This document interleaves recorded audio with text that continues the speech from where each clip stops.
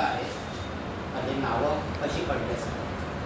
काही म्हणतात की घोडा मातृका म्हणून घोडा मातृका त्यातली ही अध्यक्ष आहे.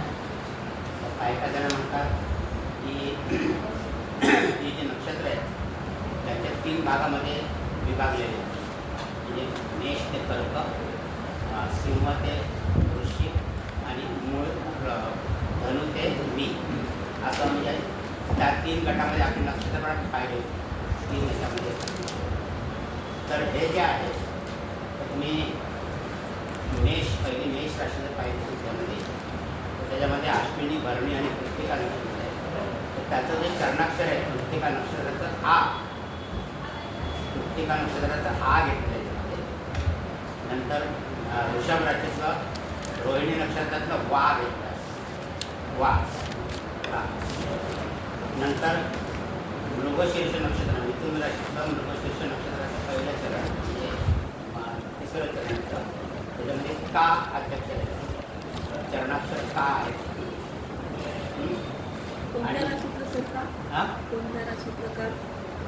मिथुन राशीमध्ये मृगशीर्ष नक्षत्राचा जो भाग आहे मृगशीर्ष नक्षत्राचे विभागले जाते. त्याचे 2 चरण वृषभ राशीमध्ये येतात आणि 2 चरण मिथुन राशीमध्ये. तर मिथुन राशीमधला जो चरण आहे त्याचा अध्यक्ष त्याचं चरणाक्षर आहे का. नंतर पुनर्वसू नक्षत्र जे आहे त्याचा एक अध्यक्ष घेतला आहे हा हा आणि पुष्य नक्षत्रातलं डाग अशी म्हणजे आ वा का हा डा असं झालं. त्यातलं फक्त 4 अक्षरांचे कार्य काढून लागले म्हणजे अ व क हा डा आणि चक्र अ व क डा चक्र म्हणजे ह्या सगळ्यांची माहिती. पूर्वीच्या ह्याला चक्र असं का म्हणतात तर पूर्वीच्या काळी ही जी माहिती आता देतो आपण ती वर्तुळात आहे. एकामध्ये वर्तुळ म्हणजे आपली जुनी तुम्ही पंचांग पाहिजे असेल किंवा जुना ग्रंथ पाहिजे असेल तर त्याच्यामध्ये एकामध्ये एक वर्तुळ एकामध्ये एक वर्तुळ अशी ही सगळी माहिती त्या वर्तुळामध्ये दिलेली असते. म्हणून काय ते चक्र म्हटलं अवकडा चक्र. तर त्या चक्रामध्ये काय व्हायचं की सूक्ष्म जी माहिती आहे आतल्या वर्तुळातली ती अतिशय छोट्या अक्षरात दिसायची म्हणजे ते वाचायला त्रास व्हायचा. म्हणून नंतर असं कोष्टक रूपाने आहे. खरं म्हणजे आता याचं नाव अवकडा चक्र न म्हणता अवकडा कोष्टक असं म्हणालं. यथार्थ नाव त्याचं अवकडा कोष्टक असं म्हणालं. तर असं हे कोष्टक आहे. त्याच्यामध्ये बरीचशी माहिती आपल्याला मिळते. पहिली गोष्ट म्हणजे 27 नक्षत्र आपण जी बघितली ती 27 नक्षत्र यात दिलेली आहेत. आता याच्यामध्ये नक्षत्राला तुम्हाला सांगितलं होतं नक्षत्र म्हणजे एक 13°20 पर्यंत विभाग आहे क्रांतिवृत्तामध्ये. तर त्या विभागाला बरेच नक्षत्र असतात, बरेच तारे असतात. पण त्यातला एक मुख्य तारा जो असतो त्याचं नाव त्या नक्षत्राला लिहिलं असतं. आणि एका नक्षत्रामध्ये तारे बरेच असतात. त्याचे प्रत्येक नक्षत्राची ताऱ्यांची संख्या ही पण आहे. ती तुम्हाला पण पंचांगात आपलं छोटं पुस्तक आहे ना त्याच्यामध्ये 29 नंबरच्या पानामध्ये आहे. तर त्याच्यामध्ये नक्षत्रांचे तारे तुम्हाला दिसतील, नक्षत्रांची आकृती दिसेल, नक्षत्रांचे गुणधर्म दिसतील. ही सगळी माहिती तुम्हाला त्याच्यात संक्षिप्त मिळेल. तरी पण कोणाला जर लिहायचे असेल तारे तर वर तुम्ही लिहू शकता. ज्यामध्ये अश्विनी नक्षत्रामध्ये 3 तारे आहेत. तुम्ही नंतर काही भरू शकता पुस्तकात बघून सुद्धा आपल्या छोट्या पुस्तकात. तर प्रत्येक नक्षत्राला तारे दिले तारे आणि नक्षत्रांची नावं आहेत त्याच्यामध्ये. अश्विनी, भरणी, कृत्तिका, रोहिणी ही जी आपण पाहिली 27 नक्षत्र. आणि ही नक्षत्र कोणत्या कोणत्या राशीमध्ये हे राशी पण दिली. आणि राशींच्या माहितीमध्ये पण मेष आहे ते तुम्ही जर हे पुस्तक बरोबर पाहिलं असेल तर कृत्तिका नक्षत्राचं एक चरण आहे ते ती लाईन अगदी वरपर्यंत आली बघा. आपली काय म्हणजे मेष राशीची जी हे आहे ती खाली ओढलेली आहे. बाकीच्या नक्षत्राची लाईन खाली ओढलेली नाही. म्हणजे इथे मेष राशी संपली. त्याच्यापुढे वृषभ राशीमध्ये पण मृगशीर्ष नक्षत्राची विभागणी झालेली आहे 2 आणि 2. तर ती लाईन ओढली म्हणजे प्रत्येक राशी त्याच्यामध्ये कोणती नक्षत्र आणि कोणते चरण येतात हे आपल्याला त्याच्यामध्ये कळेल. आता या नक्षत्रांची बरीचशी माहिती दिलेली आहे. एका नक्षत्रामध्ये बरीचशी माहिती एका नक्षत्राची.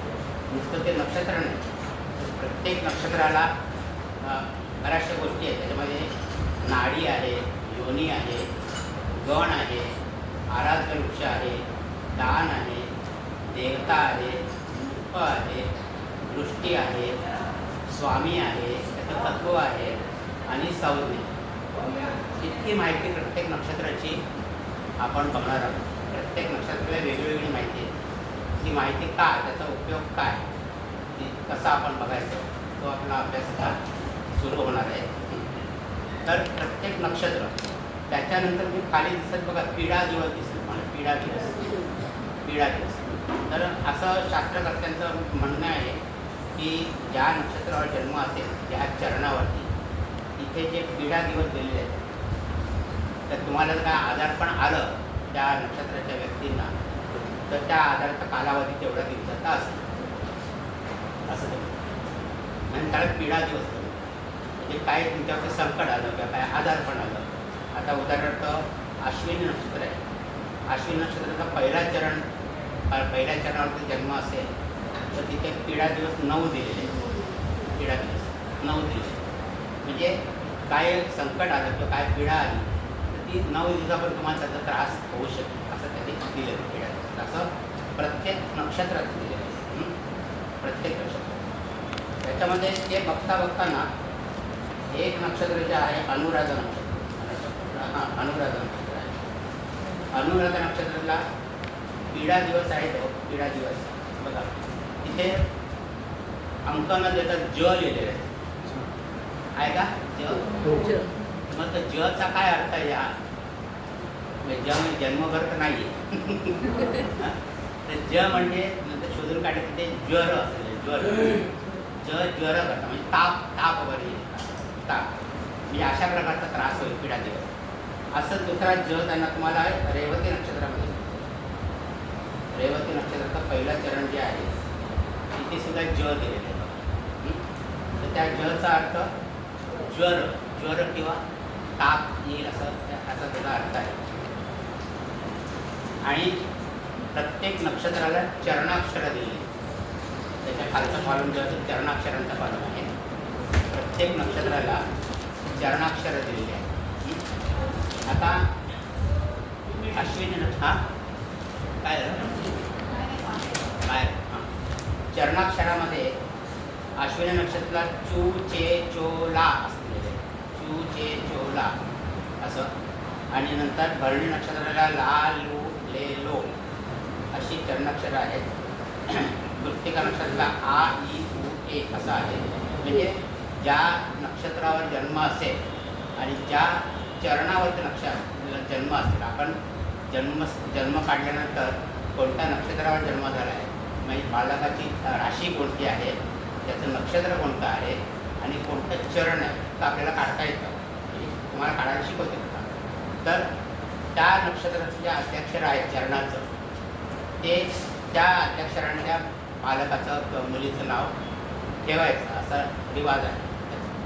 त्याच्यामागे 2 गोष्टी होत्या की पूर्वीच्या काळी दुसरी काय कम्युनिकेशन नव्हतं असं किंवा काय अशा कॉपी वगैरे नसायच्या. म्हणजे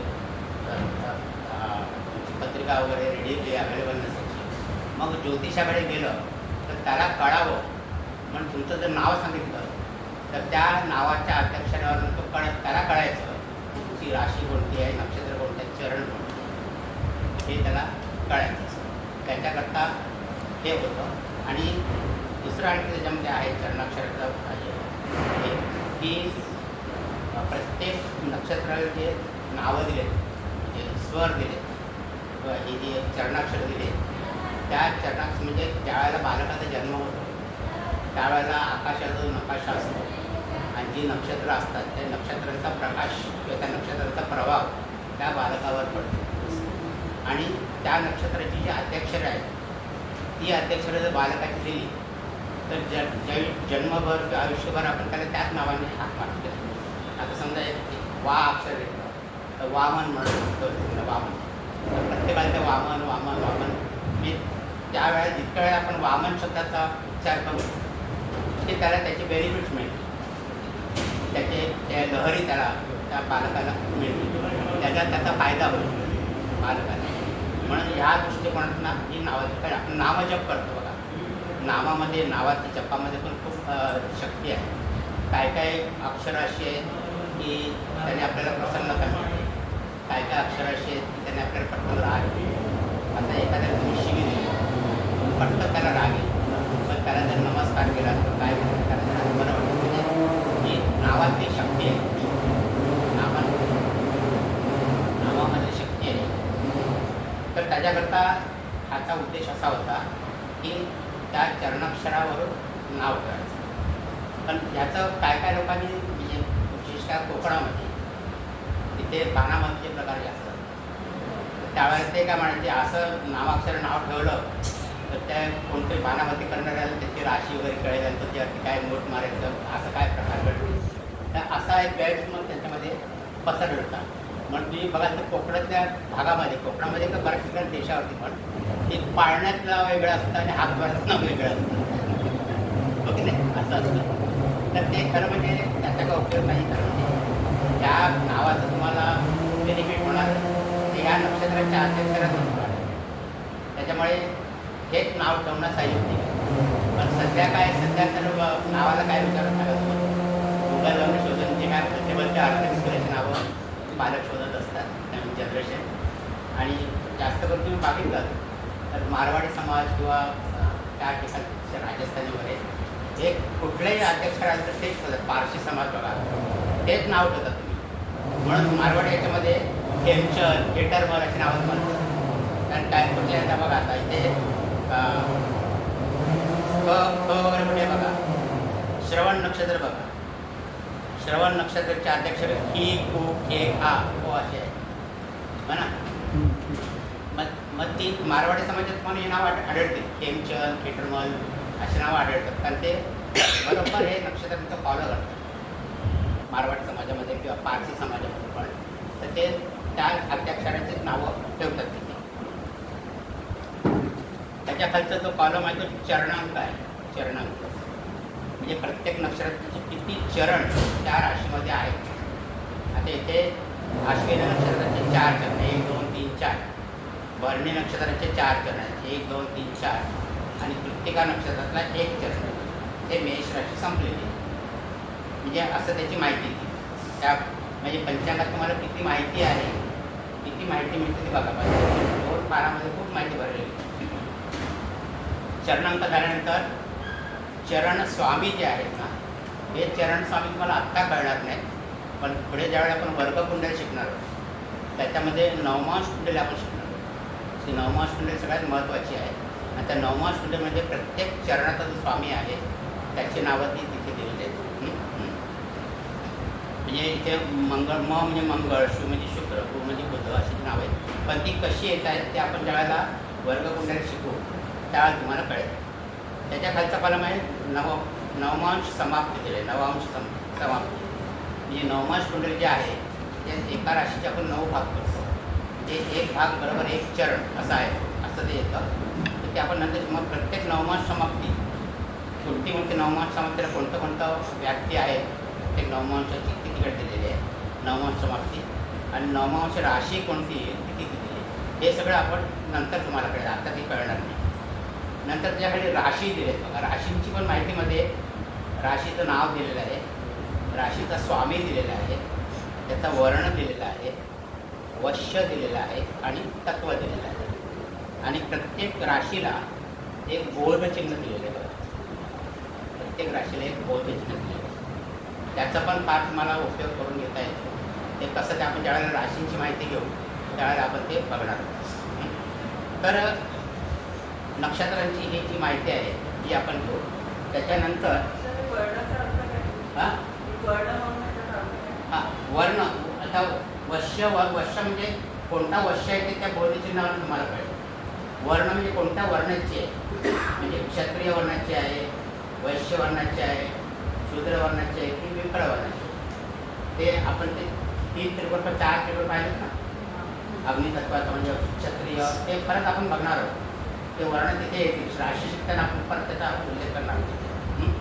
ते बघणार आहोत. नंतर त्याच्या अगोदर राशींचे जे तिथी जे आहेत ना, तिथींचं एक राहिलं होतं आपल्याकडे. 5 प्रकारच्या तिथी आहेत. 5 प्रकारच्या. पहिली आहे ती नंदा, दुसरी आहे ती भद्रा, तिसरी आहे नंदा भद्रा जया, चौथी आहे रिक्ता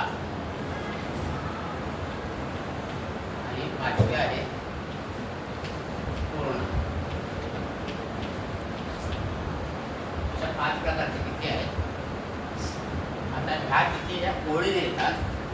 म्हणजे 1, 2, 3, 4, 5, 6, 7, 8, 9, 10, 11, 12, 13, 14 आणि 15 किंवा इथे 30. शुक्ल पक्ष असेल तर 15 पर्यंत, कृष्ण पक्ष असेल तर 15वी तिथे आपण अमावस्या 30 असं. तर ह्या तिथी अशा. तर नंदा तिथी आहे प्रतिपदा, षष्ठी आणि एकादशी तिन्ही याच्यातल्या, म्हणजे शुक्ल पक्षातल्या आणि कृष्ण पक्षातल्या. भद्रा ज्या आहेत त्या 2, 7, 12 द्वितीया, सप्तमी आणि द्वादशी अशा या तिथी येतात. ह्या ओळीच्या त्याचं कॉम्बिनेशन तुम्हाला नंतर लक्षात येईल, म्हणजे आपण घेऊ त्यावेळेला. तर अशा या तिथी आहेत. 5 प्रकारच्या तिथी आहेत. नंदा, भद्रा, जया, रिक्ता आणि पूर्णा. त्याच्यापैकी नंदा, भद्रा आणि जया या शुभ तिथी आहेत. रिक्ता म्हणजे रिकाम्या करणाऱ्या, म्हणजे अशुभ आहे. त्यामुळे नंदा, भद्रा, जया या नावाप्रमाणे शुभ आहे त्याच्यात. नंदा, भद्रा, जया. आता इथे भद्राचा उल्लेख आहे ना, हा 2 प्रकार तुम्हाला येतो. भद्रा तिथी म्हणून पण येतो आणि भद्रा करण पण येतो. परीक्षेमध्ये तुम्हाला विचारतात एका चांद्रमासामध्ये किती भद्रा येतात असं विचारलं तर तो प्रश्न चुकीचा आहे समजायचा. किती भद्रा किती येतात असं विचारलं पाहिजे, किंवा किती भद्रा करण येतात असं. तर एका चांद्रमासामध्ये भद्रा तिथी किती वेळा येईल?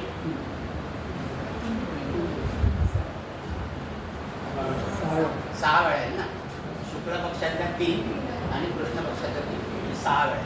आणि भद्रा करण किती वेळा येतं? भद्रा करण किती वेळा येतं? एका चांद्रमासामध्ये किती करण असतं त्याचं? 60 करण असतं. 60. त्यातले 4 करण ती स्थिर करण येते, म्हणजे 56 करण येते. आणि चर करण तिथे 7 आहे. म्हणजे ती 7 चरण 56 येईपर्यंत आवर्तन होतात. म्हणजे किती आवर्तन होते? 8. म्हणजे भद्रा तिथी ते 6 वेळा येतात आणि भद्रा करण 8 वेळा येतात. हे लक्षात ठेवा. हां, कारण हा प्रश्न बऱ्याच वेळेला विचारतो. भद्रा तिथी आणि भद्रा करण.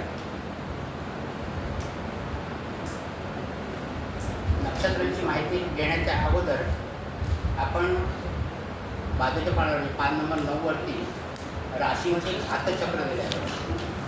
त्याची भद्रा तिथी 6 वेळा, भद्रा करण 8 वेळा. राशींचे घातचक्र मिळालं सगळ्यांना? हां. पिढा तिथे दिलेत ना, पिढा दिवस प्रत्येकाचे. जन्म झाला त्यानंतर नाही. तुमचं नक्षत्र कोणतं आहे, त्या नक्षत्राचं कोणतं चरण आहे, त्याच्या कोणत्या चरणावर जन्म आहे तुमचा, त्याच्यावरून बघा. आता समजा मूळ नक्षत्र आहे. मूळ नक्षत्राचा प्रथम चरण आहे. प्रथम चरण मूळ नक्षत्राचं. पिढा दिवस किती झाले? 9 दिवस. 9. म्हणजे मूळ नक्षत्राचं कोणी व्यक्ती असेल मूळ नक्षत्रावरची, त्याला जर काय आजारपण आलं किंवा पीडा आली असली किंवा संकट आलं तर त्याचा कालावधी जन्म सर्वसाधारण किती असेल तो तिथे दिलेला आहे. तर तो 9 दिवसाचा असेल. म्हणून त्याच्याकरता पीडा दिवस.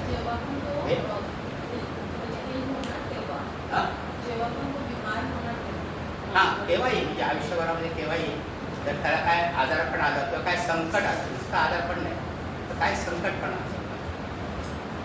तर त्याचा कालावधी साधारण 9 दिवसाचा असेल. असं हे ढोबळ मानाने दिलेलं आहे पंचांगामध्ये. पूर्वीच्या काळचं आहे. आता सध्या कोणी एवढं रिफर करत नाही त्यांना. हां हां म्हणजे भरणीवाले जास्त आजारी पडणार नाही तसं तुला असं. हां हो हां हां रिक्ता जी आहे ना, रिक्ता तशी शुभ नाही अशुभ आहे. म्हणजे रिक्ता तिथीवरती जर तुमच्यावरती काही कर्ज असेल तर ते फेडावं, म्हणजे रिक्त व्हावं. त्याच्याकरता असं त्याचा अर्थ रिक्ता. आणि पूर्ण म्हणजे पूर्ण तसं असं. तर अशा या तिथी आहेत. आता इथे सुद्धा आपण नंतर बघणार कोणत्या तिथी अशुभ आहेत, कोणत्या तिथी शुभ आहेत. हां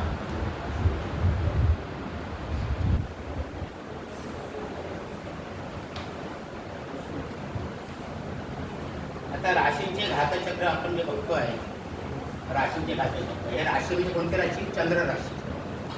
ज्या नक्षत्रावर जन्म होतो तेव्हा ती चंद्र राशी कोणती आपण बघतो. ती चंद्र राशी आली की त्या व्यक्तीला एक घातचक्र बघायला घातचक्र. आता हे घातचक्र बघायच्या अगोदर 2 कॉर्नर म्हणजे 2 टिपा दिल्यात त्या बघा. इकडे बोल्ड लेटरमध्ये बघा, प्रवास, सरकारी कामे व मुलाखती यासाठी या घातचक्रातील संबंधित काळ टाळावा. म्हणजे या घातचक्राचा उपयोग म्हणजे घातचक्र जे काय असतील ते प्रवास, सरकारी कामं आणि मुलाखती याच्याकरता त्याचा विचार करा.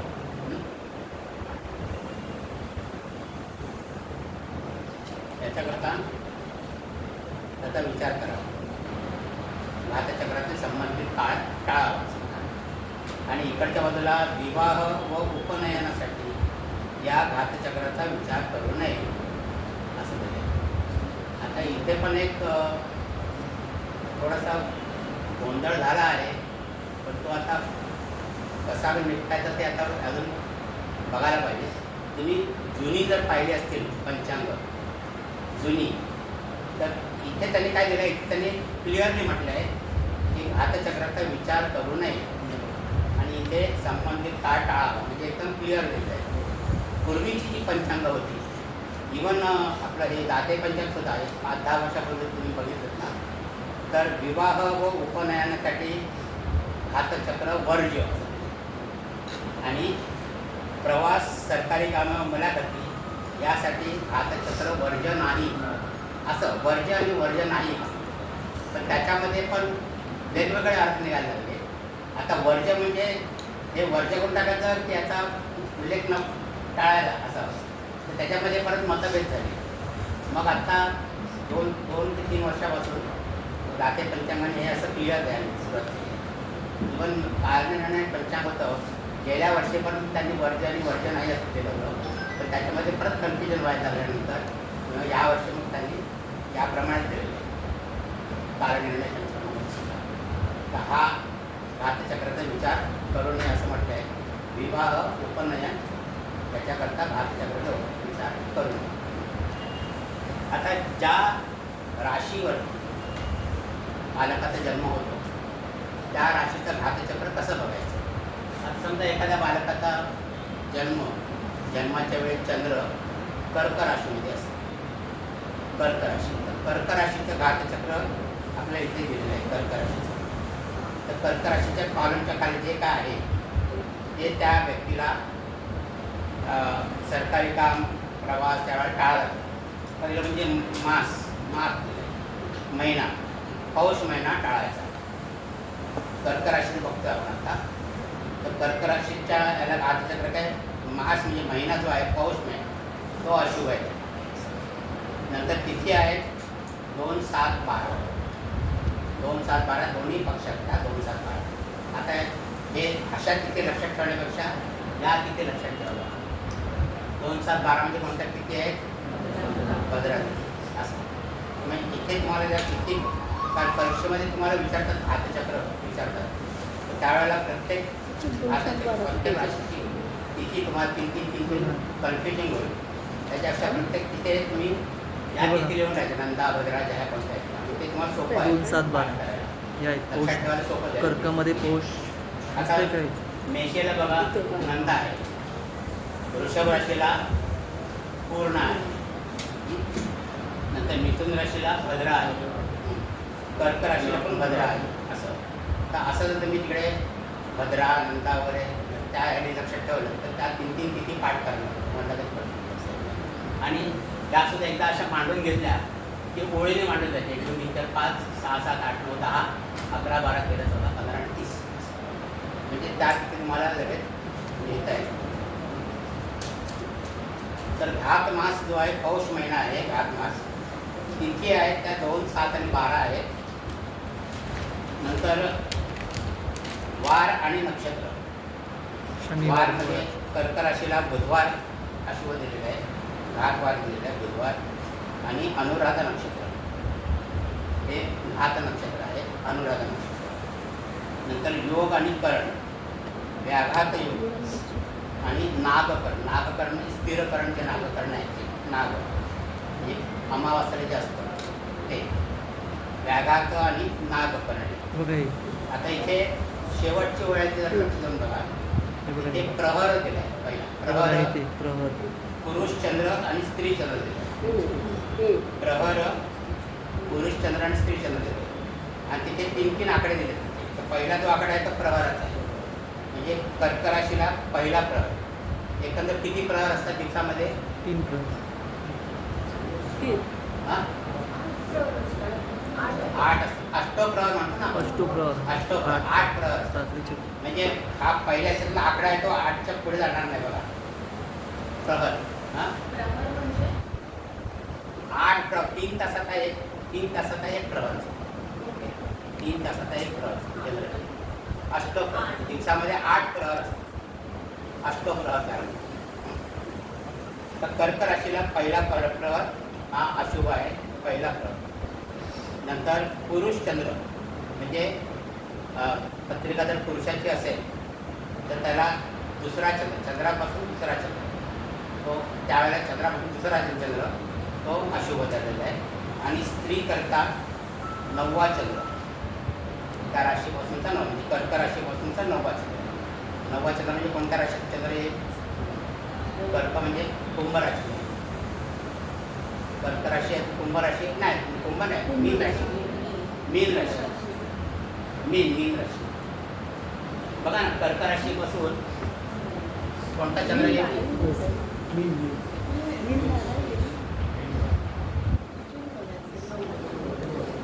इथे कर्क राशी झाली आपण प्रथम स्थानामध्ये. त्याच्यावरनं 9वी राशी ना, ही 9वी राशी म्हणजे ते 12. चंद्र मिनेचा चंद्र असेल तर तो अशुभ स्त्रीला, आणि पुरुषाकरता दुसरा चंद्र दिला. हा पहिला आणि हा दुसरा. म्हणजे सिंह राशीचा चंद्र असेल पुरुषाकरता अशुभ घातवारामध्ये. हे असं घातचक्र आहे. प्रत्येकाने जी आपापली राशी आहे त्याच्याकरता कोणते कोणते घात मास आहेत, घात नक्षत्र किती आहे, घात नक्षत्र कोणतं आहे ते प्रत्येकाने आपापल्या राशीप्रमाणे बघायचं. आपापल्या राशीप्रमाणे. आता कळलं राशीचं घातचक्र कसं बघायचं ते. हां हां काय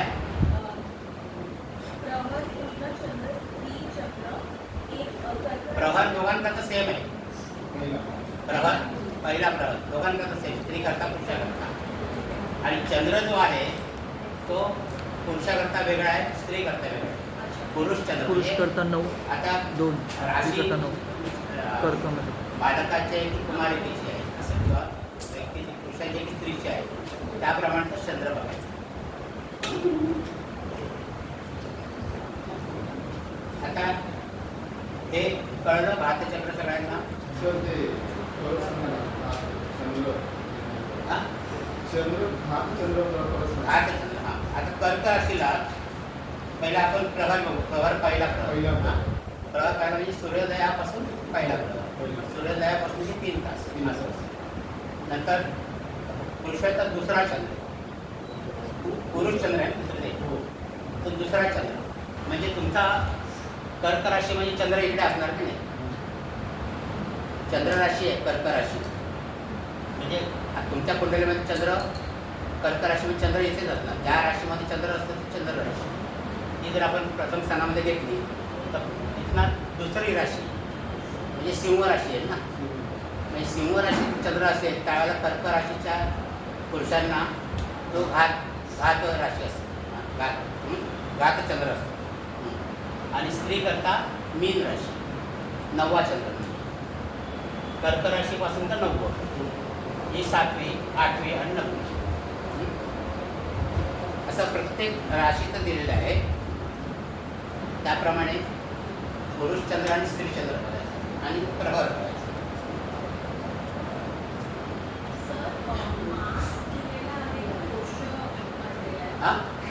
मास पौष मास म्हणजे महिना, मराठी महिना, पूर्ण महिना. हो हां, म्हणजे त्याच्यामध्ये जास्त तुम्ही काय शुभ कार्य करायचे नाही तसं. हां, पूर्ण महिना असं प्रत्येक राशीला त्यांनी घात मास दिलेला आहे. तर शक्यतो त्या गोष्टी टाळायच्या.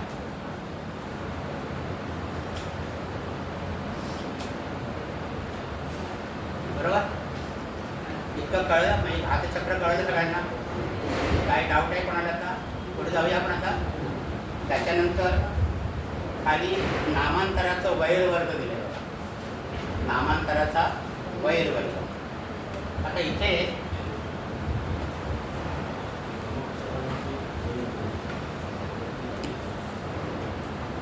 असे गट दिले बघा आणि प्रत्येक गटाला नाव दिले. गरुड, मांजर, सिंह, कुत्रा, सर्प, उंदीर, गज आणि हरिण अशी नावं दिली. काय काय ठिकाणी याला जातक बघणं असं पण म्हणतात. जातक बघणं असं काय काय ठिकाणी म्हणतात त्याला. म्हणजे काय काय ठिकाणी आपण म्हणतो ना की तुमची राशी कोणती आहे, नक्षत्र कोणतं आहे, त्याच्या व्यतिरिक्त तुमचं जातक कोणतं आहे. जातक हे जातक पण म्हणतात. नामांतराचं वैभव हे का दिलं आहे तर ज्या पुस्तकामध्ये तुमचा अध्यक्ष येईल नावाचं तिथून 5वा जो असतो वर्ग तो तुमचा वैरवर्ग असतो. 5वा जो असतो तो वैरवर्ग. समजा आता आपण पहिलं पहिलं गरुड जे आहे गरुड, तर त्याच्यापासूनचा 5वा वर्ग कोणता बघा. एक गरुड धरून 1 2 3 4 5 सर्प आहे ना. म्हणजे गरुड आणि सर्प यांचं जमत नाही. तसंच मांजराच्या तिकडे उंदीर येतं बघा. म्हणजे मांजरांचं कधी सख्य होत नाही. हां, सिंह आणि गज यांचं पण जमत नाही. आणि कुत्रा आणि हरिण यांचं जमत नाही. तर हे वैरवर्ग आहे. हे कशाकरता बघायचे वैरवर्ग? हां, एनिमी करता बघू आपण. बघू त्याचा विचार करू. वैरवर्ग म्हणजे अगोदर लग्नाचा विचार करतात. लग्न करता विवाहामध्ये विवाहाच्या नंतर मुलीचं नाव बदलतात बऱ्याच ठिकाणी. अशी प्रथा आहे. हल्ली कोणी बदलत नाही. पण विवाह करता समजा वराचं नाव एका गटात असेल. आता समजा वराचं नाव काय असेल, उमेश नाव असेल. वराचं नाव उमेश आहे. ते कोणत्या गटामध्ये? गरुड. आता त्याचा विवाह झाला आणि त्या मुलीचं नाव जर नलिनी असेल तर ती वैरवर्गामध्ये आलं असेल. मग त्यांनी ते नाव चेंज करून दुसरं कुठे ठेवावं असं. म्हणजे असं त्यांनी दिलेलं आहे याच्यामध्ये की उमेश आणि नलिनी त्या 2 नावांचं जमणार नाही. त्याच्यामध्ये वादविवाद होतील किंवा काय होतील. तर त्याच्याकरता की हे त्याने वैरवर्ग बघायचं. पूर्वी हे फक्त विवाह करतात बघायचे जास्त करून वर आणि वधू याचंच बघायचे. पण आता आपली परिस्थिती बदलली आहे. तर माझ्या मते आता सासू आणि सुनेचं पण वैरवर्ग हो की नाही. सून आणि सासू यांचं सुद्धा वैरवर्ग बघायला हरकत नाही. पहिलंच बघायला. आणखी सुद्धा जर आपलं काय बिझनेस असेल, बिझनेसमध्ये पार्टनर घेताना पण तुम्ही त्याचा उपयोग करू शकता की कोणत्या अध्यक्षाचा पार्टनर किंवा आपल्या बिझनेसचं नाव काय ठेवायचं, ऑफिसचं नाव काय ठेवायचं असेल, बिझनेसचं नाव ठेवायचं असेल तर ते सुद्धा आपल्या वैरवर्गाच्या आणि ठेवू नये असं. त्याच्याकरता पण हे मार्गदर्शक आहे तुम्हाला. म्हणजे बिझनेस करताना मैत्री बघताना पण बघा तुम्ही आजूबाजूचं मैत्रिणी बघा तर जमणार आहे की नाही ते. तर हे त्याच्याकरता आपण ते वापरतो. नामाक्षराचे वैर त्याच्याकरता आपण याचा उपयोग करतो. आता ह्या पानाचं आपण इतकं बघितलं की नक्षत्र जी आहेत ना त्याच्यामध्ये बघा एक अभिजित नक्षत्र आहे. अभिजित हे अभिजित नक्षत्र आपण ज्योतिषशास्त्रामध्ये त्याचा उपयोग करत नाही, पण ज्योतिषामध्ये त्याचा उपयोग करत नाही, पण मुहूर्तशास्त्रामध्ये मात्र त्याचा उपयोग करतात. त्याचे अभिजित नक्षत्र जे आहे ते 2 नक्षत्रांची कोड करून केलेले आहे. म्हणजे 21 नक्षत्र जे आहे बघा उत्तराषाढा नक्षत्र आहे.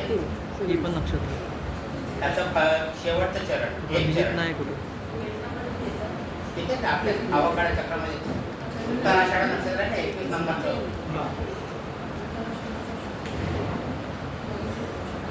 21वां नक्षत्र कोणतं आहे? उत्तराषाढा दिलेलं आहे. त्याचं 4थं चरण शेवटचं चरण त्याचा म्हणजे एक चरण किती अंशाचा असतो? 3 अंश 20 करायचं. आणि श्रवण नक्षत्राचा पहिला 1/15 भाग. पहिला 1/15 भाग.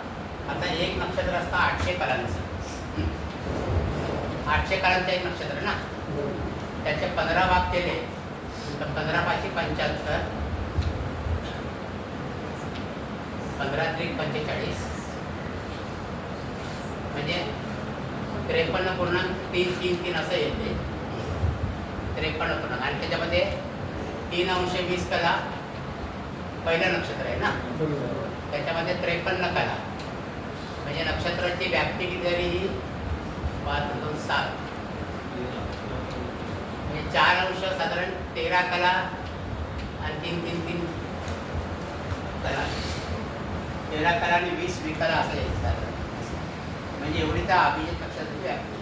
हे वेगळं नक्षत्र नाही, 2 नक्षत्रांचं विभाजन करून जे नक्षत्र बनवलेलं आहे त्याचा उपयोग फक्त आपल्याला मुहूर्तशास्त्रामध्ये करतो. म्हणजे तुम्हाला विवाहाची मुहूर्त बघताना अभिजित मुहूर्त म्हणून दिलेलं असतं. अभिजित मुहूर्त हा माध्यान्हीचा असतो. माध्यान्हीचा अभिजित मुहूर्त तर त्याच्याकरता असतो. आणि सर्व तो भद्रचक्र ज्या विषय आला तर त्यावेळेस त्यांना 4 अशा दिशा असतात. त्याच्यामध्ये एका दिशेने 7 नक्षत्र मांडलेली असतात. जर 27 नक्षत्र घेतली तर एक नक्षत्र कमी पडतं. त्यावेळेला हे अभिजित नक्षत्र वापरतात. म्हणजे 4 बाजूला 7 नक्षत्र येतात. तेवढं त्याचं होतं अभिजित नक्षत्र ते आहे. तर त्या अभिजित नक्षत्रात त्यांनी दृष्टी दिली आहे, शिकवले दिले. बाकीच्या ज्या गोष्टी आहेत तिथे दिल्या आहेत, फक्त तरी त्याचं नाडी दिलेली नाही आहे आणि नाडी योनी वगैरे या गोष्टी दिलेल्या नाही आहेत, पण दृष्टी दिलेली आहे, संज्ञा दिली आहे आणि तत्व अभिजित नक्षत्र तेवढं फक्त लक्षात ठेवा. बाकी आपली 27 नक्षत्रच आपण त्याचा अभ्यास करणार आहोत. आता या नक्षत्रांचा अभ्यास करताना ज्या गोष्टी आपण पाहिल्या त्याचा आपण एक एक करून विचार करणार आहोत.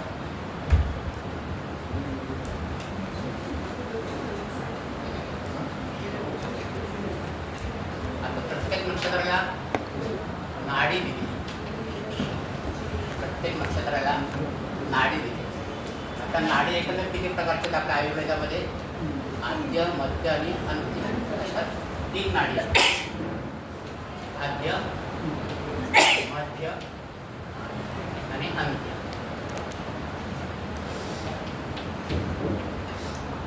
आणि आयुर्वेदामध्ये आद्य नाडी म्हणजे कोणती प्रकृती? वात प्रकृती.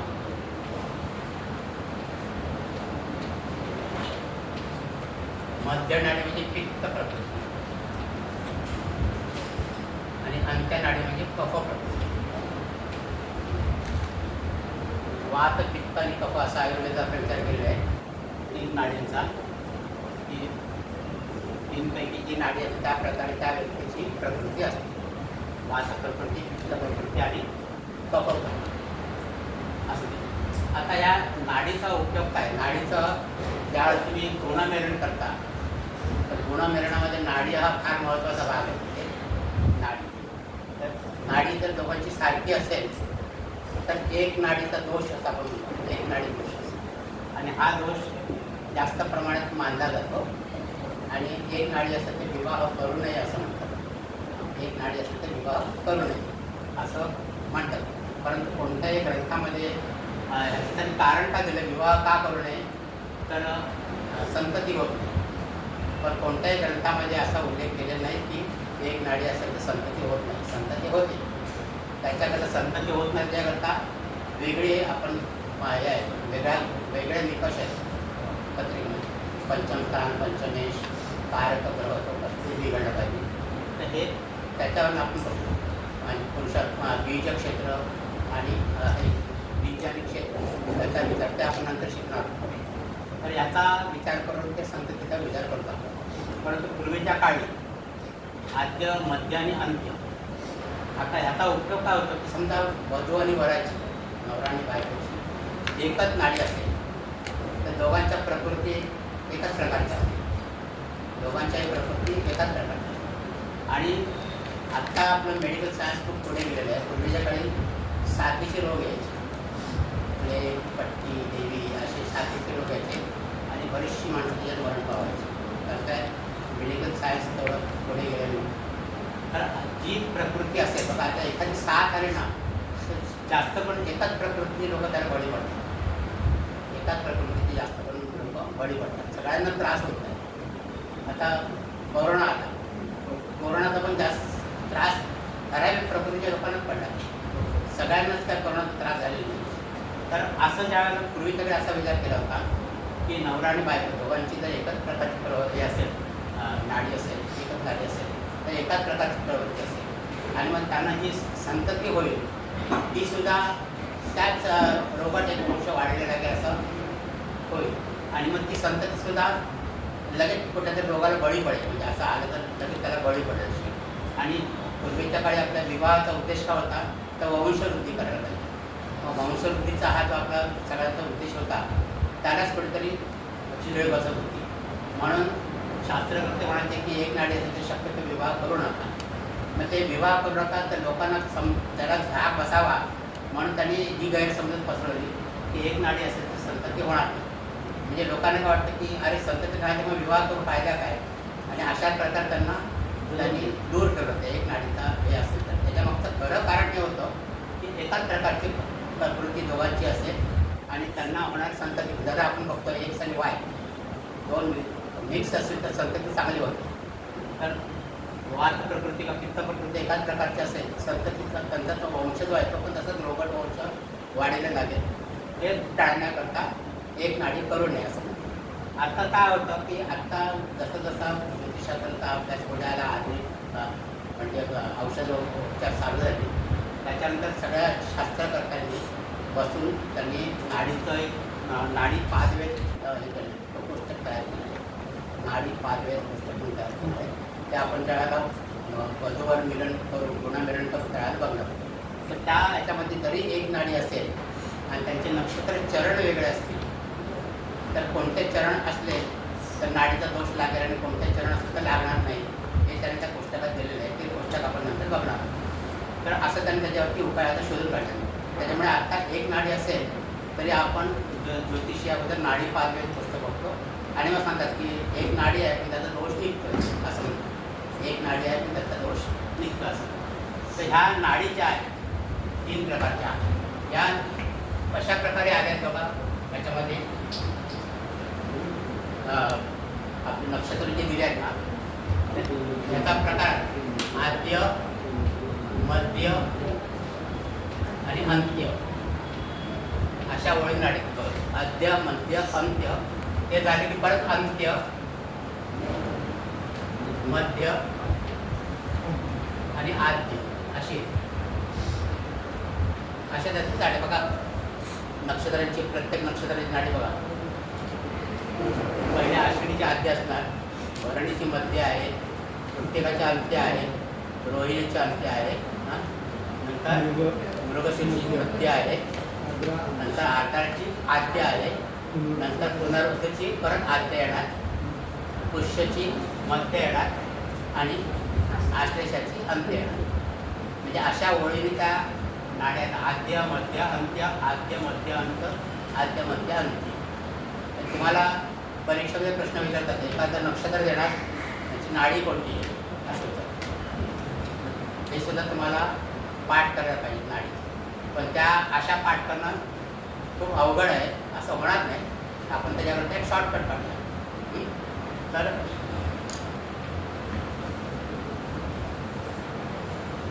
आपला मंत्र तुम्हाला माहिती आहे ना, ईश्वराचं मग पाठ आहे सगळ्यांना. तर 3 प्रकारची नाडी आहेत ना, केशू, र आणि कसा नाडींची हे कसं होतं, आद्य मध्य अंत्य, परत आद्य अंत्य मध्य आणि अंत.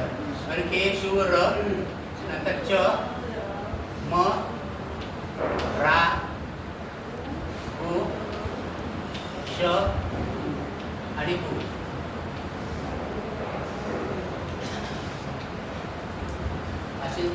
अशी मांडणी करून घ्यायच्या. केतू, शुक्र, रवी, परत इकडे चंद्र, मंगळ, राहू, गुरु, शनी आणि बुध. कशी मांडली ते बघा. इथून 1 2 3 इथेच खाली यायचं, 4 5 6 इथेच खाली यायचं, 7 8 9 अशी मांडायची. आणि मग इथे आद्य मध्य अंत्य, आद्य मध्य अंत्य, नंतर अंत्य मध्य आणि आद्य, नंतर आद्य मध्य आणि अंत्य.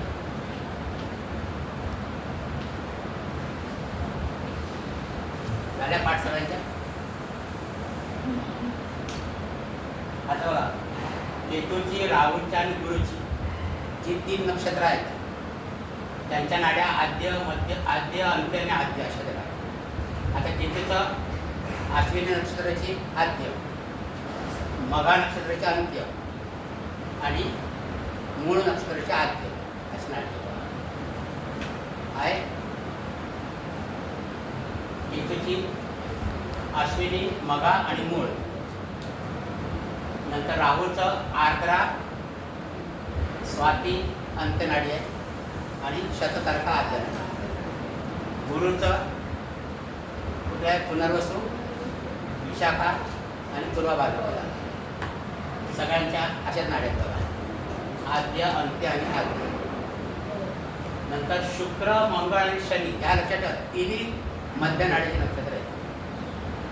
शुक्र, मंगळ आणि शनी 3 नक्षत्र मध्य नाडीचे. किती सोपं झालं लक्षात ठेवणं. आणि रवी, चंद्र आणि बुध अंत्य आद्य अंत्य.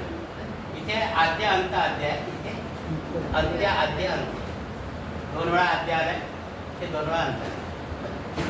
म्हणजे असं टेबल तुम्ही पाठ केलं तर लगेच 27 नक्षत्राची राणी तुम्हाला पाठ होणार. म्हणजे असं पाठ करायला नको. राहील सगळं पाठ होता, नाडीचं पाठ होईल सगळं.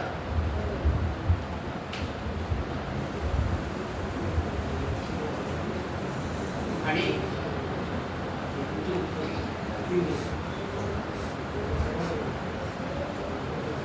पाठ करता आत्ताची ज्योतिषी एक नाडी असेल तर सांगतात तुम्ही दोघांचं ब्लड ग्रुप टेस्ट करून जनरली असं असेल तर ब्लड ग्रुप सारखं काय काय सारखं ब्लड ग्रुप चालत नाही. आता ग्रुप चालतो, पण बाकीचे ए ग्रुप किंवा बी ग्रुप असतात ते सारखे असेल तर त्रास होत असेल, निगेटिव्ह आणि पॉझिटिव्ह असेल. म्हणून ते रक्तगटासाठी तो पाठ करणार. तर प्रत्येक नक्षत्राची नाडी तुम्हाला कळली, त्याची प्रकृती कळली. गुणमिरणमध्ये एक नाडी दोष असेल त्याचं काय निराकरण आहे ते पण आपण बघितलं. तर अशी नाडीची माहिती प्रत्येक नक्षत्राची नाडीची माहिती आहे. आता त्याच्यानंतर तो दुसरं दिला आहे योनी.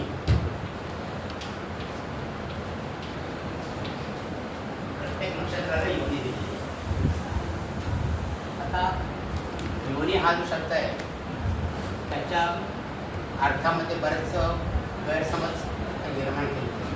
आता योनी म्हणून काय काय ज्योतिष म्हणतात की योनी म्हणजे तो जातक मागच्या जन्मी ज्या योनीमध्ये होता ती योनी आपण आत्ता त्याला देतो असं, असा एक समज आहे. की ज्या योनीमध्ये तो ज्याचा गेल्या जन्मी होता, तर असं काय काय लोक म्हणतात की त्या योनीच्या नावापुढे ज्या प्राण्याचं नाव आहे त्या प्राण्याप्रमाणे त्यांची कामक्रीडा करण्याची पद्धत असते असं म्हणतात. आता थोडा जर विचार केला आपण तर दोन्ही समज चुकीचे आहे. आता पहिलं म्हणजे मागच्या जन्मी ज्या योनीमध्ये होता त्या योनीमध्ये तो आत्ता त्या नक्षत्राची योनी त्याला मिळाली असं आपण म्हणतो. पण इथे म्हणाल तर आपला हिंदू तत्त्वज्ञान आहे त्याला छेद जातो. कारण आपल्या हिंदू तत्त्वज्ञानामध्ये काय सांगितलं आहे की 84 लक्ष योनींचा प्रवास पूर्ण करून ज्यावेळेला अनेक पुण्यकर्मांचा साठा होतो त्यावेळेला मनुष्य जन्म प्राप्त होतो असं म्हणतो. ओके नाही की 84 लक्ष योनीमधनं फिरून ज्यावेळेला अनेक पुण्यकर्माचा साठा संचय होतो त्यावेळेला मनुष्य जन्म आपल्याला परत प्राप्त होतो. आता योनी म्हणजे मागच्या जन्मी ज्या कधी योनी धरली आता तर मागच्या जन्मी त्या योनी प्रकारामध्ये तुम्हाला वाघ आहे, सिंह आहे, सर्प आहे, उंदीर आहे. तर हे जे आहे जे कधी पुण्यकर्म करत असलेले तर ते काही कोणाच्या विश्वासच असणार नाही. म्हणजे हा जो समज आहे तो चुकीचा आहे की गेल्या जन्मी कसं होतं, गेल्या जन्मामध्ये ज्या योनीमध्ये होतं तीच योनी आपण आत्ता बघतो ते चुकीचं आहे असं. दुसरी गोष्ट म्हणजे गेल्या जन्मीचं जे करतात आता एज रिग्रेशन करतात, हिप्नोटाईज करून तुम्हाला मागच्या जन्मात घेऊन जातात हो की नाही. किंवा बरेच लोक सांगतात मला मागचा जन्म आठवतो, पण मागचा जन्म आठवत असं जे म्हणतात ना त्याच्यापैकी कोणी असं म्हणलं की गेल्या जन्मी घोडा होतो किंवा गाड्या होतो किंवा सिंह होतो असं कोणीच म्हणत नाही. कुठल्या प्रार्थना घेतो. परत जे एज रिग्रेशन करतात म्हणजे हिप्नोटाईज करून मागे घेऊन जातात त्याच्या वेळेला पण असं कोणी सांगत नाही की मी आता गेल्या जन्मामध्ये उंदीर होतो किंवा असं होतं, सर्प होतं असं कोणीच सांगत नाही. त्याच्यामुळे योनीच्या शब्दाचा अर्थ तो नाही, गेल्या जन्माची जे आहे ते पण नाही. दुसरं जे गैरसमज होता की योनी या शब्दाच्या पुढे ज्या प्राण्याचं नाव दिलं आहे त्याप्रमाणे त्यांची कामक्रीडा करण्याची पद्धत, तर हे सुद्धा चुकीचं आहे. तर याच्यामध्ये काय प्राणी असे आहेत की त्याच्याबद्दल आपल्याला जास्त माहिती पण नसते असं. मग पुढची आता एक ॲनिमल प्लॅनेट आल्यामुळे काय गोष्टी आपल्याला माहिती देत नाही. पूर्वी आपल्याला काय माहिती काहीच माहिती नव्हतं ना असं. तर तो सुद्धा फोलपणा आहे असं. मग योनी या शब्दाचा अर्थ काय, तर योनी या शब्दाचा अर्थ म्हणजे चतुष्पाद प्राण्याची चाल. चतुष्पाद आता तुम्ही जे योनीचे जे बघितले प्राण जे योनी ज्या त्या प्रकारच्या योनी आहेत एकंदर 14 प्रकारच्या योनी आहेत.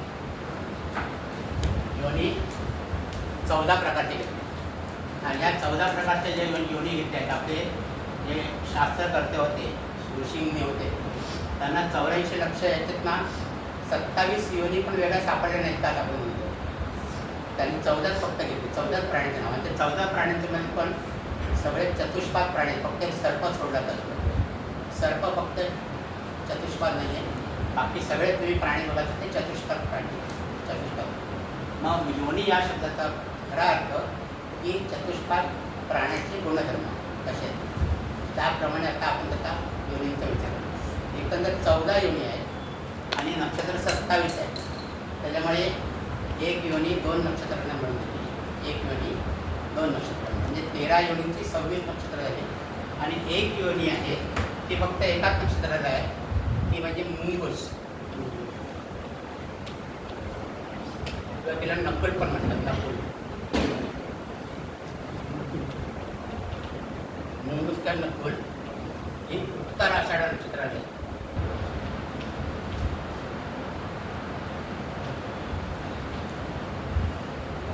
मुंगूस किंवा नकुल ही उत्तर आषाढ नक्षत्राला आहे.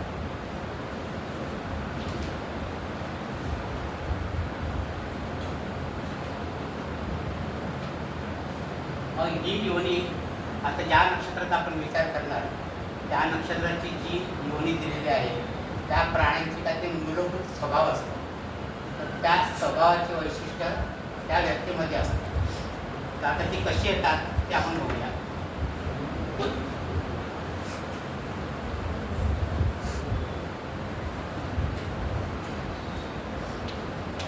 पहिले आहे अश्व योनी. अश्व म्हणजे घोडा. आता घोड्याचे गुणधर्म काय आहेत? उत्साही असतो, चपळ असतो, स्वामीनिष्ठ असतो घोडा. म्हणजे आपण जे पण जे बघतो म्हणजे कामाचं आपण जे प्रमाण धरलं आहे त्या अश्वशक्तीमध्ये नसतं आपण ना, हॉर्स पॉवरमध्ये असतो. म्हणजे अश्वशक्ती प्रमाण धरते म्हणजे चपळ असतो घोडा, नंतर उत्साही असतो, शक्तिमान असतो आणि स्वामीनिष्ठता, हे सगळे गुण घोड्यामध्ये असतात. तर आता आपली अश्विनी नक्षत्र आणि शततारका नक्षत्र.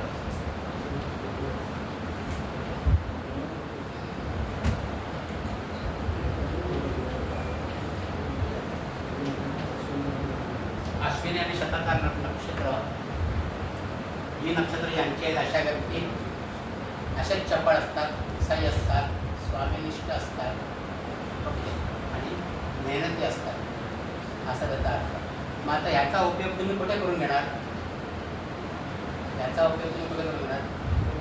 तुमचं ऑफिस आहे, तुम्हाला काय रिक्रुटमेंट करायची आहे, हां कुरिअर पॉईंट वगैरे चपळ आणि ते पुन्हा स्वामीनिष्ठ. ऑफिसमध्ये जर आपल्याला कोणाला एम्प्लॉय ठेवायचं आहे तसं स्वामीनिष्ठ असला पाहिजे ना. कोणाचं? हो हो हो. तर त्याच्यामुळे तुम्ही सिलेक्शन करताना आता सिलेक्शन करू शकता की कोणत्या योनीचं आहे, म्हणजे नक्षत्र कोणत्या योनीचं आहे. अश्वयोनी असेल तर त्याला प्रेफरन्स द्या, अश्वयोनी असेल तर, कारण ते चपळ असतात, स्वामी भक्त असतात, उत्साही असतात, अशा प्रकारे.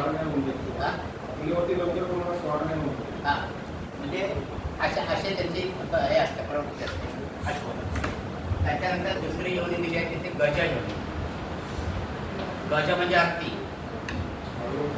हां भरणी आणि रेवती नक्षत्र.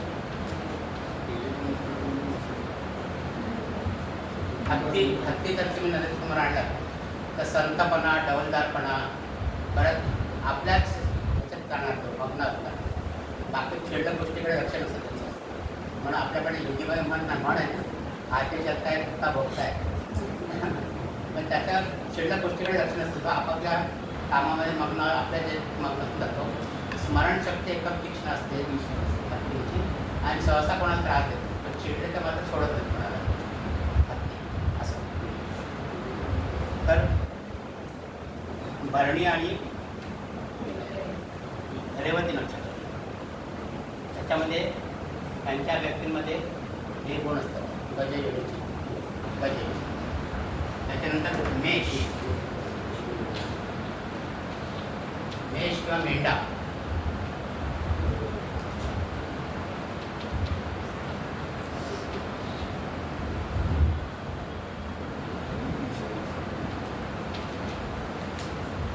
आता मेष किंवा मेंढा याचे गुणधर्म काय आहेत? टक्कर द्यायची, थोडे विचार करत नाही, हो की नाही, कुठे झोपून द्यायला टक्कर द्यायची असं, किंवा थोडासा हटवादीपणा. मेंढा बघा टक्कर देतात, तुम्ही जर किती सांभाळण्याचं तर तो टक्कर देत राहणार, मग लोक कुठं तरी हरकत नाही, हो की नाही. आता काय काय लहान मुलं असतात ते बघा, त्यांचा काय हट्ट नाही पुरवला की ते भीतर लोक म्हणजे काय लागेल वगैरे आपल्याला त्याचा भाग नाही. पण असे तुम्ही बघितले असतील मुलं, लहान मुलं भीतर लोक आपण घेतात, समजत आपण मेष योनीवाला आहे. तर असे त्यांची गुण असे गुण मेष, म्हणजे कुठल्या गोष्टीचा विचार करत नाही, सरळ धडकायचं, मग त्याचा काय परिणाम होईल त्याचा विचार करत नाही. ऑफिसमध्ये पण अशी उतावळी लोक नसावी, कारण काय विचार न करता कुठल्या गोष्टीमध्ये हात घालतात असं. नंतर आहे सर्प. हा त्यांनी कुठले काम करू नये, तुम्ही जपायचं फक्त. तुम्ही त्यांच्या नेमणूक करताना जपायचं.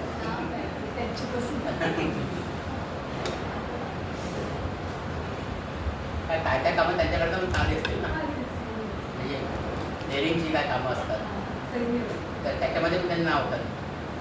मागे कुलकर्णी नावाचे आमच्याच बँकेमध्ये होते, ते असं म्हणजे विचित्र काय गोष्टी करायच्या. डेक्कन क्वीनमधून त्यांनी डोंगरी स्टेशनवर उडी मारली कम्प्युटरमधनं उडी मारली होती. दुसऱ्या मधल्यानं उडी मारली होती. हा? हा? धनंजय कुलकर्णी असं हा. धनंजय कुलकर्णी हो. हे सगळं प्लॅस्टर बिस्टर झालं होतं. पण हे ध्येय जरा उडी मारायच्या वेळेस मारायची, परिणामाची पर्वा नाही करायची. मुंबई आहे ना, हा बाईकवर आली त्यावेळी बाईक ना तरी डेक्कन वेल होणार. आता रेल्वेच्या अगोदर आली. थांबत नाही ना, फास्ट असेल डेक्कन वेल, तिथून उडी मार. ते रेल्वेच्या अगोदर आलेली पुण्यावरून. हा हा ते तीच वेळ. हा असे निर्णय त्यांनी काहीतरी वेगवेगळं करायचं. पण त्या दृष्टिकोनातून पण त्यांचं नाव झालं.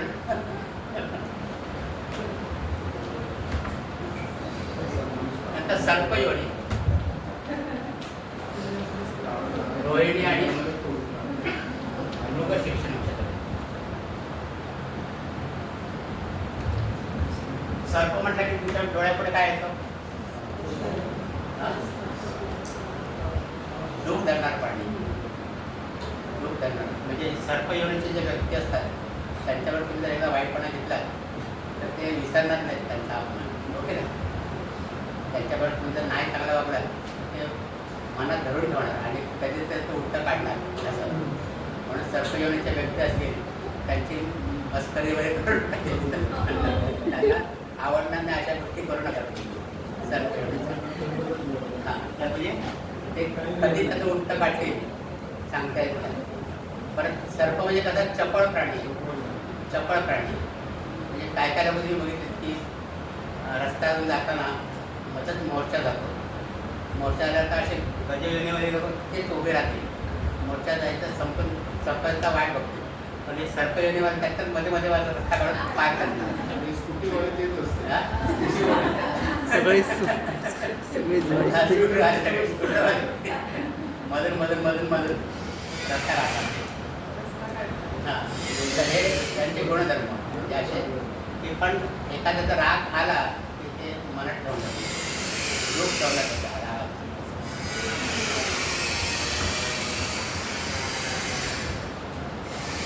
नंतर आहे श्वानयोनी.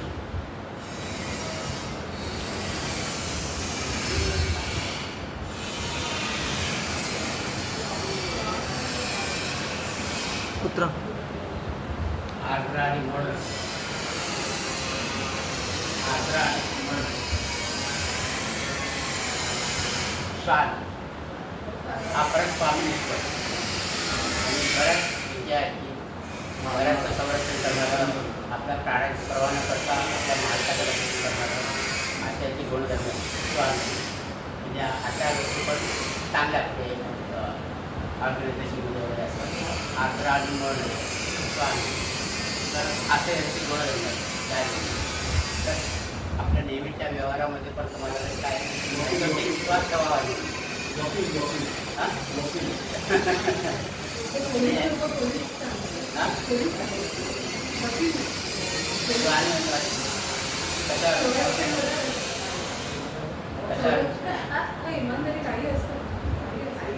इमानदारी म्हणजे कुत्र्याचं इमानदारी वेगळी.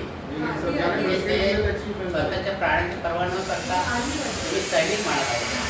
स्वतःच्या प्राण्याची पर्वा न करता पोलीस नाही, रक्षण करणार माणूस. पोलीस गवस. आता पोलीस आहे नीट परत.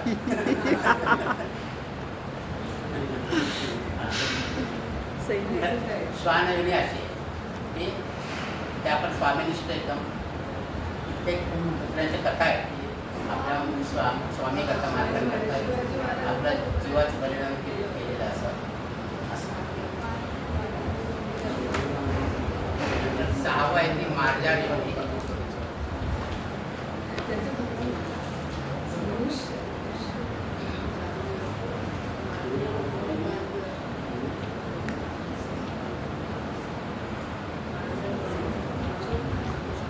मार्जार. पुनर्वसू आणि मार्जार. आश्लेषण. मार्जार मार्जार म्हणजे मांजर. मार्जार म्हणजे मांजर. मांजराची गुणधर्म तुम्हाला माहिती. थोडेसे काय म्हणतात त्याला, लबाड, लबाड, चोरटी वृत्ती. तर तुम्ही बघा कुत्र्याच्या पडत आणि मांजराच्या पडत दोन्हीच्या पडत दूध ठेवलं कुत्रा त्याला तोंड लावणार नाही आणि मांजर मात्र तोंड लावेल त्याला थोडीशी लबाड वृत्ती चोरटी वृत्ती असते आणि हा कुटुंबप्रिय माणूस आहे कुटुंबप्रिय प्राणी मांजर म्हणजे जनरली घर सोडून जात नाही तिथे असतात त्याच भागात असतात आणि मांजर म्हणजे स्वतःचा आब राखून राहणारी माणसं मांजर स्वतःचा आब राखणं म्हणजे काय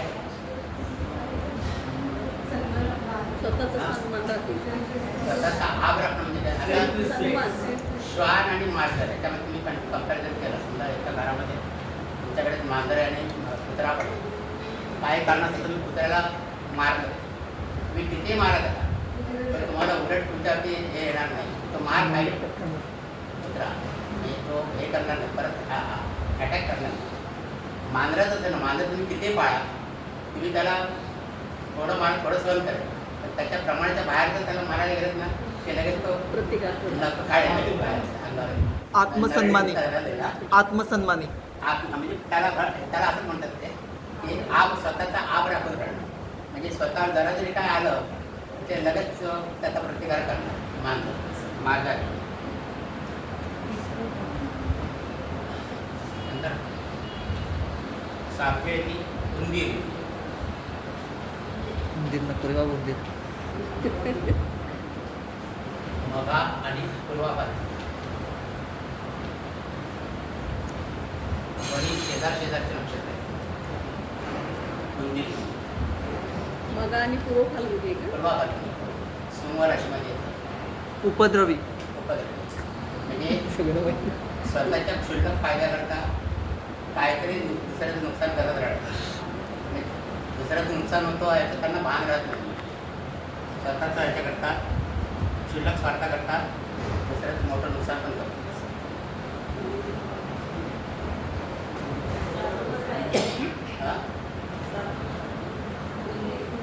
उंदीर मूषक किंवा उंदीर मूषक किंवा उंदीर तिथून ना ऑफिसमध्ये जाऊन काय काय पाहिजे असते बघा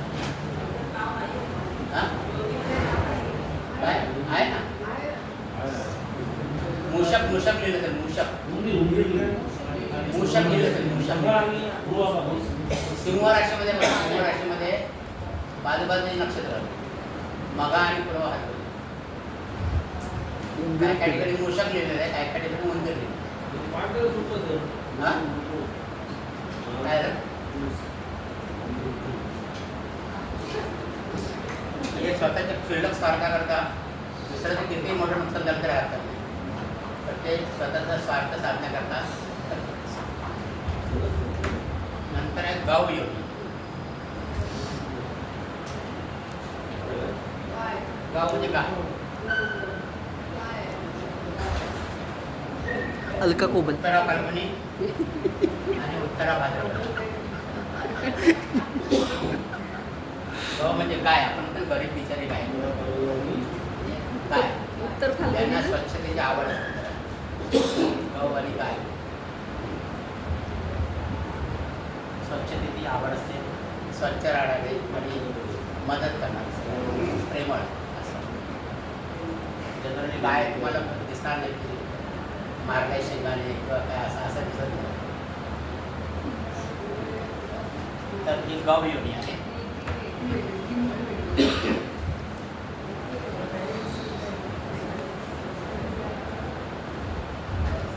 त्याच्यात गवच्या पुढे मनीषी योनी म्हैस माहिती म्हणजे म्हैस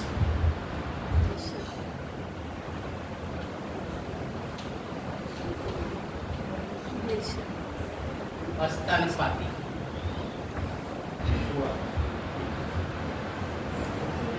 आता म्हैस म्हणजे काय बघा थोडं म्हणजे पुढे चिकला बघणार काय करणार म्हणजे स्वच्छतेची आवड नाही पसारा करून ठेवणारे असे तुम्ही गार्डनमध्ये वगैरे गेला बागेमध्ये तेव्हा काय काय व्यक्ती असतात ना ते बसताना थोडं साफ करून घेणार वगैरे काय काय येऊन बसतात ते समजेल याचा याच्यावरचं एक माझ्या आयुष्यात घटायला प्रसंग आहे म्हणजे असं मला मित्र सांगत आला मला आणि ते माझ्या मित्राचे घरी ना सासू सुना तर बिलकुल पटत नाही, बिलकुल पटत नाही सासू सुना. काय असेल, काय कारण होतं, काय कारण होतं लक्ष टाकलं तर सासूची गवई होती आणि सुनेची म्हैशी. म्हणजे घरातले भानगडी म्हणजे घरातली भांडणं हे टापटेकीवर नव्हतं तर कोणतं हो. ती आई सारखी कटकट करत जाते ते पुढे की तू हे कर, हे असं का टाकलं, ते तसं का टाकलं. आणि सून म्हणते अहो आटकणार मी, प्रत्येक वेळेला काय आटकायला पाहिजे, काय थोडं होत दे जरा वस्तू जमत ते मग आटकते असं. आणि सासूला ते पटायचं नाही, तर ती म्हणजे नाही प्रत्येक गोष्ट त्याच वेळेला केली पाहिजे, त्याच वेळेला स्वच्छ केली पाहिजे असं. सासू होती गवई होती आणि सून होती म्हैशी होती. हा फरक होतो याच्यामध्ये. हा काय उपाय काय सांगितलं? पप्पा सांगितलं असं सुनेला सांगा बाबा करते म्हणून, किंवा सासू सांगा तेवढे जास्त लक्ष देऊ नको करेल. एवढ्याच्या क्षुल्लक कारणाकरता भांडणं करू नका. नाव चेंज करा, नंतर व्याघ्र. सुनीचं नाव चेंज करा. व्याघ्र म्हणजे वाघ.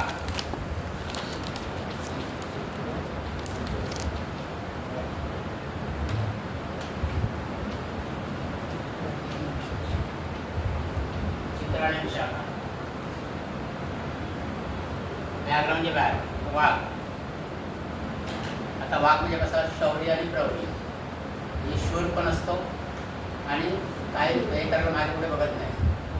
प्रौढी पण तेवढंच असतं, कोणाला म्हणजे माफीला शिक्षा नाही. काय शिक्षेला माफी नाही आता, शिक्षेला शिक्षेला माफी नाही, चुकीला माफी नाही, चुकीला माफी नाही. तर अशी प्रवृत्ती म्हणजे व्याघ्र. म्हणजे शूर असतात, कामाचा ओळख असतो पण तेवढेच ते स्ट्रिक्ट पण असतात असं, म्हणजे दया माया दाखवत नाही कोणावर असं. नंतर आहे मृग योनी.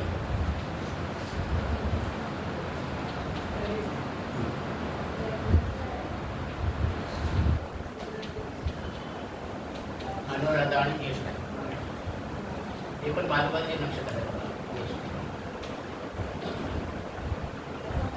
मृग, हां मृग म्हणजे हरिण. हां मृग म्हणजे हरिण. आता हे कसं असतात, थोडासा मित्राचा भाव, मित्र जास्त पाहिजे आणि कळपात राहण्याची सवय. कळप सोडून जात नाही, म्हणजे सगळा घोळका करून जाणार. आता मृगयोनीच्या व्यक्तीने सांगितलं काय त्याला जात तर दोघा तिघा मित्राने घेऊन जाणार.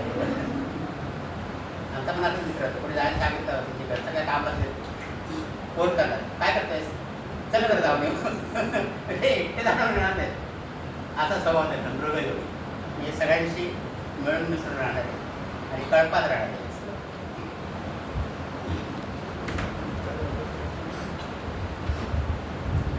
तर वानर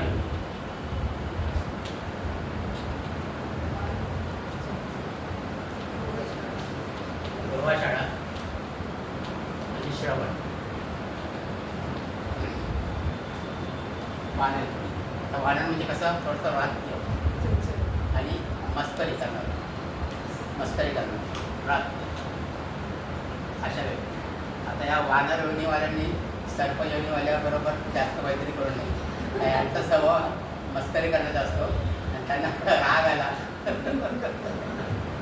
म्हणून हे आपण हे वानर योनीची मुलं सुद्धा तुम्ही बघाल तर खूप धडपडी असतात अशी. आणि अशी मुलं झाडावर चढण्यामध्ये हुशार असतात, लवकर चढतात झाडावर.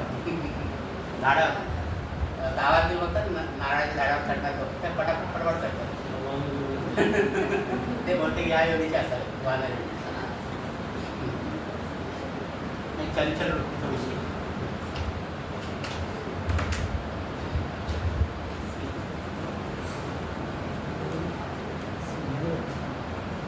नंतर तेरा मुंगूस किंवा नकुल ही एकाच नक्षत्राकडे आहे.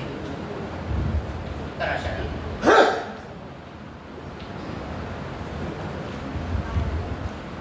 आता मुंगूस पण तसं साप आणि मुंगूस यांचा हाड वगैरे असतं. यांना पण असा कोणाचा राग आला की मग ते त्याच्याशी हार्डवर होतात.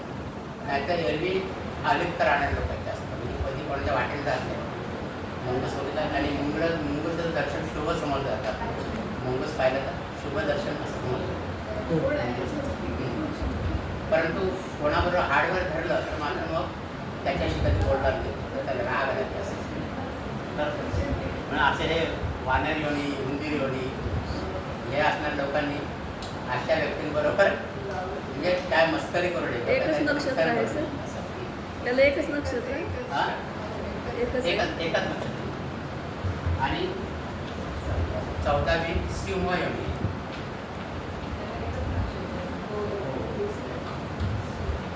अनिष्ठा आणि पूर्वाभाद्रा.